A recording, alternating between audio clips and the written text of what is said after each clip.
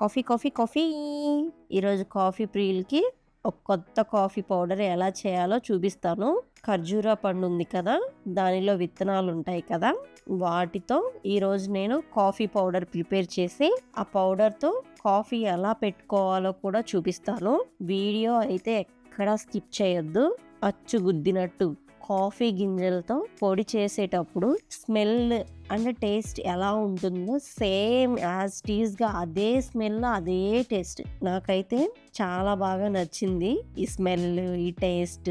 Process కూడా ఎలా చేయాలో చూద్దాం. ముందుగా ఖర్జూరాలో ఉండే విత్తనాలని సపరేట్ చేసుకొని నీడలోనే ఆరపెట్టేసుకున్నాను. కాఫీలో నేను షుగర్కి బదులు బెల్లం వాడుతున్నాను. ఇప్పుడు స్టవ్ ఆన్ చేసి బాండీ పెట్టుకొని ఈ విత్తనాలను బాండీలో వేసి బాగా నల్లగా వచ్చే విధంగా ఫ్రై చేయాలి.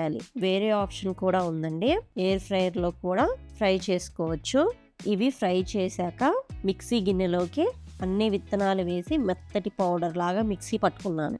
ఈ పౌడర్ చూడండి, సేమ్ మిక్సీ పట్టుకున్నాక కలర్ కూడా యాజ్ టీజ్ గా కాఫీ పౌడర్ లాగే ఉంది.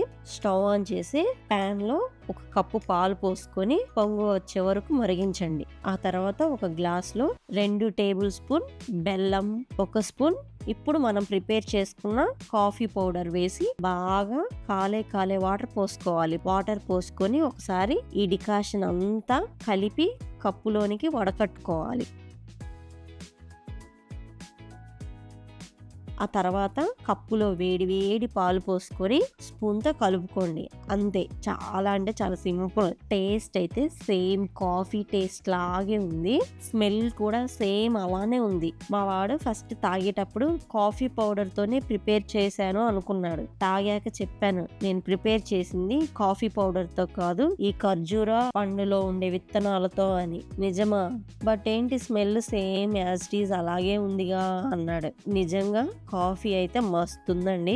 మీకు ఈ ప్రాసెస్ అంతా నచ్చి మీరు కొత్తగా ట్రై చేయాలి అంటే చేసేసేయండి. మళ్ళీ పుడతామా ఏంటి?